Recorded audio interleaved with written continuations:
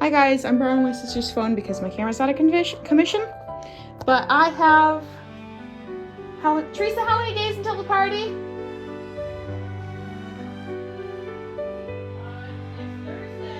I have 6 days. 6 days. To make this dress, which is really just a day and a half because maybe 2 days. I work, so I don't have a whole bunch of free time. So I'm going to make a super simple over the shoulder dress. Insert picture here, which I haven't drawn yet, but you'll see. And I'm going to make it in this nice stretch velvet. The velvet side is on the inside. You can't see it right now. We're going to do this super simple, super basic. Anyone could do this dress if you have a sewing machine. Bonus points if you have a serger, because stretchy material on a serger is much better than stretchy material not on a serger. So what I'm going to do, this is doubled. So it's folded. So the actual, I have 3 yards of this, but right here you see 1.5 yards. So I'm going to cut here.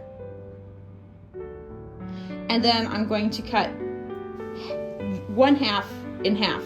And this is going to be the back of the dress. The bottom part which you're not seeing right now is going to be the front of the dress, and this is going to be sleeves. I'm going to cut it in half, and that'll be the sleeves. Okay, that means I have a total of 4 rectangles that are going to make this dress. 1 rectangle here for sleeve 1, sleeve 2, back, and then the other side is going to be the front panel. And if it's too much gathering, I will cut some of it shorter so that there's not as much gathering. So my plan is to have channels like right about here for elastic, and I'm going to do elastic where it goes around the shoulders, under the bust, and at the waist. And then on the sleeves, I'm going to have 3 puffs as well, which is a very 1870s, I believe, style of sleeve. I'll see if I can find some pictures for you. So there's 1, 2, 3 cuts I have to make, and theoretically that's all of the cuts you need to make for this dress. It depends how I attach the sleeves to the bodice. But if it goes the way I think it's gonna go, I don't need to make a scoop for the underarm. Yeah, we might, I don't know if I'll have enough fabric for straps. We may or may not add straps. I don't think so. I think it's just gonna rely on off the shoulder and elastic. I got some cool elastic with like a silicone backing to help it stay up even better. Okay, now let's get cutting. I gotta make sure this is nice and square before I cut, but I'm about to start cutting. Okay, I've never held a camera and cut fabric at the same time before, so this is probably gonna turn out tragic. Yeah, this is like $60 worth of fabric, which is a lot for me. Might not be a big budget for other people, but it is for me.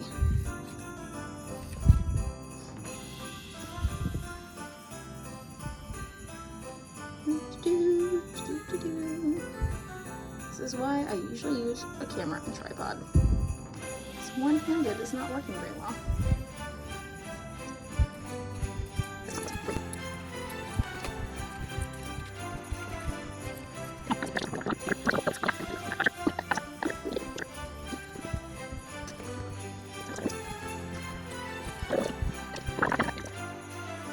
And I'm just cutting this, just cutting the sleeves in half.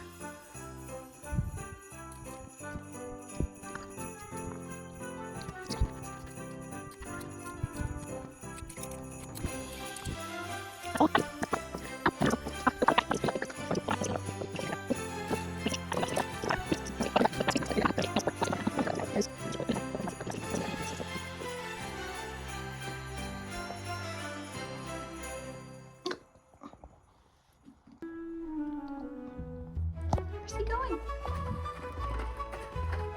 There he is.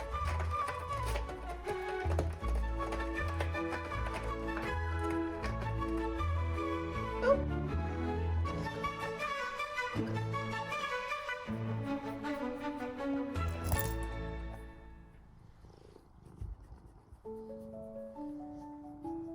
bad at this holding the camera business.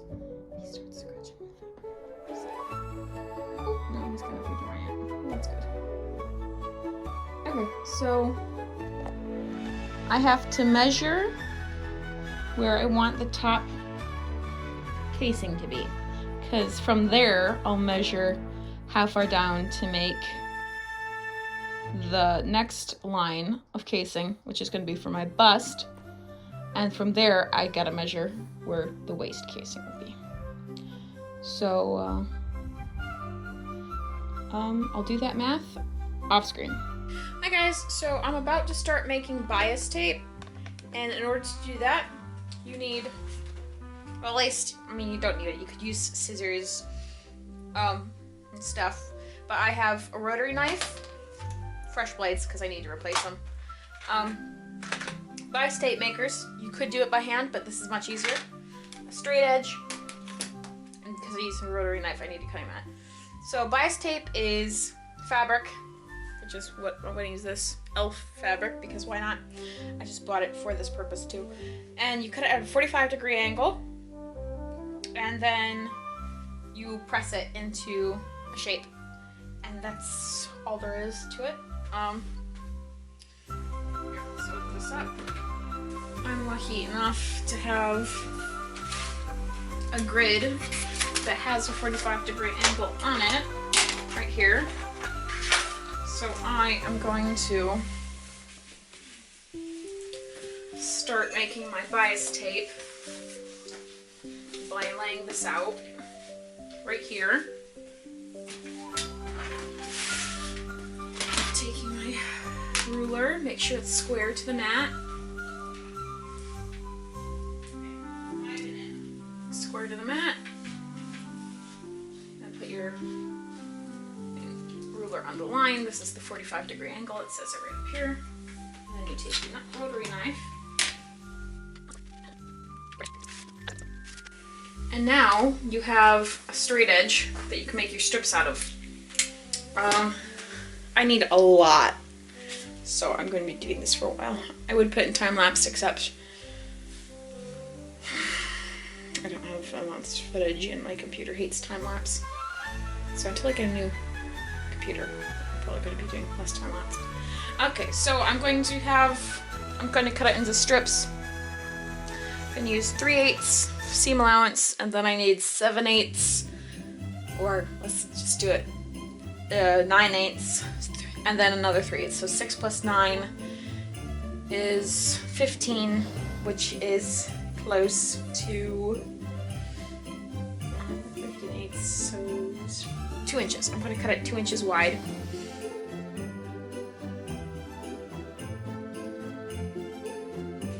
Well, I'll show you how to sew it together first, and then I'll show you how. If you ever wondered what 2 yards of fabric cut into bias strips looks like, that's it. So when you sew these together,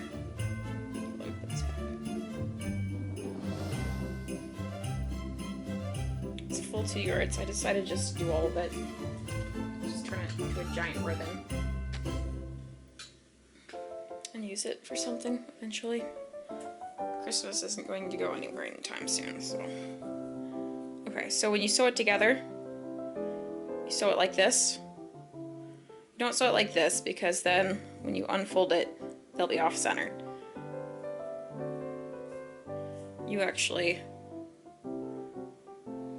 have it overlap and then sew from this corner to this corner. And then you do that however many 100 times that you have strips for. I sewed these all back to back to back to back, so they're all in one string. So in order to cut the strips apart from each other, you can't see that, my arm is completely in the way. So I've got a whole bunch of like little bias strips set together. So in order to cut them apart, I'll go from bottom to top so the weight holds the string. And I just go, come on, baby.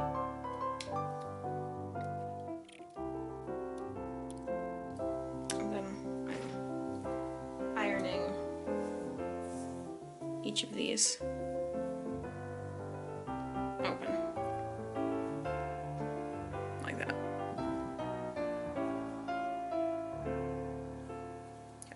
just ironing them open. Here, let me show you what I've already done. So this is what it looks like before. That's what it looks like after. It's got all these cute elves. And this is an all over pattern, so you can't tell which way they're supposed to be, which is good for bias tape, because then you don't have to worry about everything going the same direction. Right now I'm pinning the bias tape to the line that I drew, which is where the bust line is going to be, and then I'm going to sew it and fold it over and then top stitch it here. So there'll be visible top stitching on the front, but I kind of want that, so that's good. Yeah, so I made all the bias tape, actually. Look at that. I rolled it onto a can. There's so much. There's so much of this elf bias tape. So this is 2 yards cut into 2-inch wide strips on the bias and sewn together. Okay, so now I'm just gonna pin all of these down and then stitch it. And yep. And then I'll top stitch and then stick the elastic through.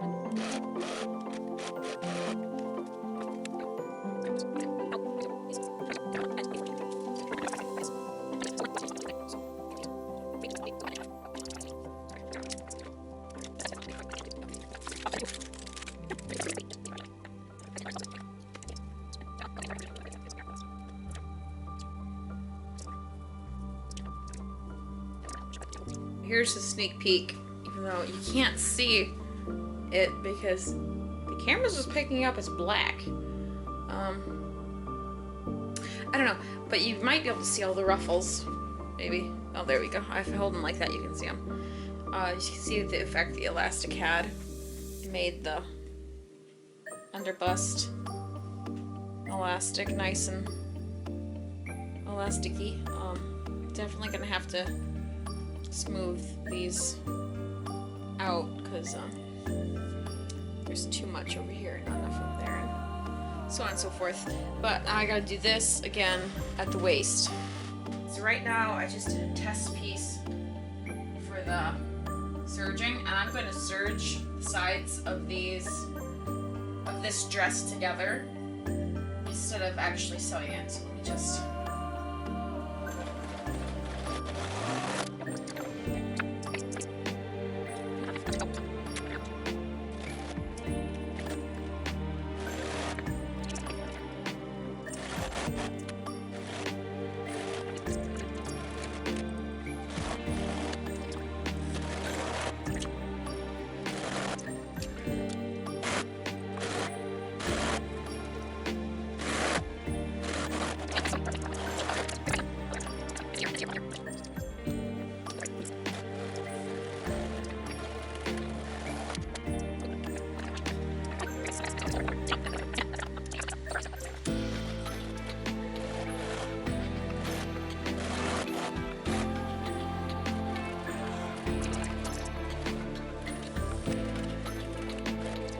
as you can see, I've made a lot of progress. Right now I'm working on turning the hem up. We have elastic here, elastic here, elastic. This is the back. And you see, there's not very many wrinkles here, but when we turn it around,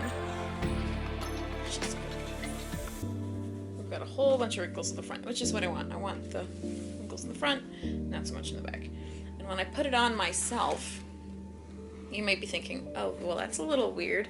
You don't have room for your arms. And that's true. What happens when you make it as if you have arms?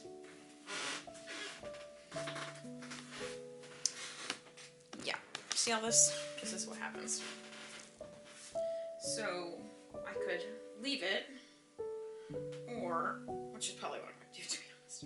I gotta figure out a way to tuck it in like this.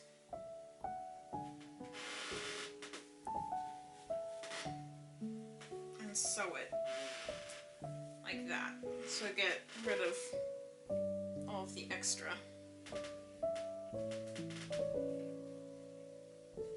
fabric. Which would totally work. But, it's a lot of work. You know, it looks good. It does really, actually, it does look good. But, a couple of things. One, it makes a lip here. That's actually, I think, the only con of doing it like this. Other than the fact, I do not have enough time to do that. Because I've still, it's the end of the day, I have to make the sleeves and I have to do the hem. Those are the only two things I have left on this dress. But then I gotta do the whole process all over again with the second dress. I gotta do that tomorrow, so I've gotta start working on these sleeves now. For the sleeves, I have some silicone grippy elastic that I bought. I think I'm gonna flip this inside out and then show you what it looks like on the inside. Little elf bias tape. I think that's so cute. He's just a happy little elf. He's so happy looking. Look at this guy, he's so happy looking. Come on. Okay, so I have cut the length. This elastic, let me show you, has, it never likes focusing. Come on. Has a silicone rubber on it. So I'm going to skip the step of making all of these channels, and I'm just going to sew this directly to the sleeve because the sleeve has to stand up on its own. This can rely on the elastic tension to hold it above my boobs so it doesn't fall, but my sleeve doesn't really have that. I mean, yeah, I guess this spot is slightly smaller than the rest of my body. I mean, the body of my arm. Come on, bud. But it really,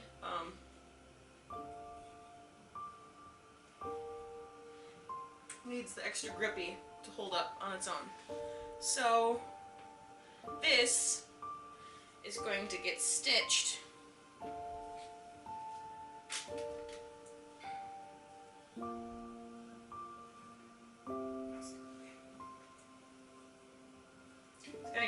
right here, and it's going to get folded over and stitched again so that this is holding the top of the sleeve together. And that's going to be simple. I just take it and stretch it out across the top and sew it. Okay, I can't stay like this for very long because I am currently getting stabbed with a pin underneath my arm.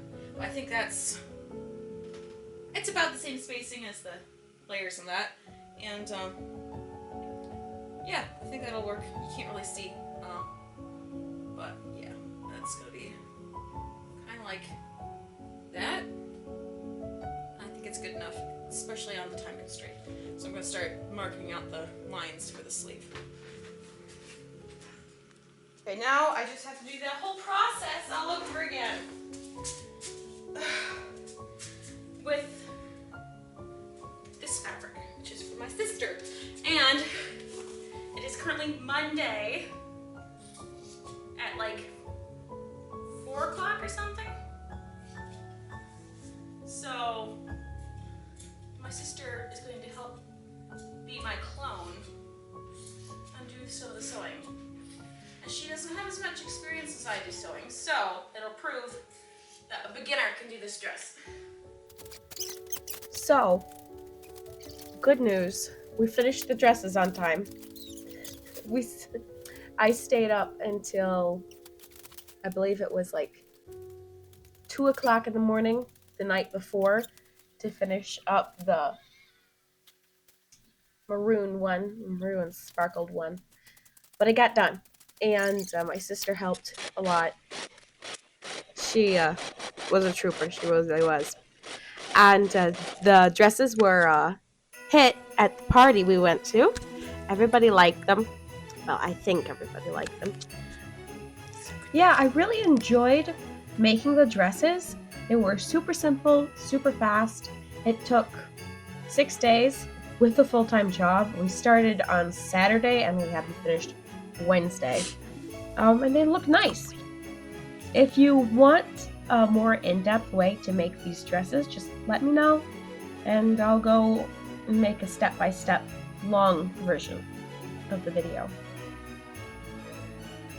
I'd like to hand out or give a very large Merry Christmas to everybody and Happy New Year, and a great big thank you to all 21 of my subscribers. It really makes my day to know that there's some people who enjoy what I work on and maybe learn a little bit. So thanks so much for watching. Bye!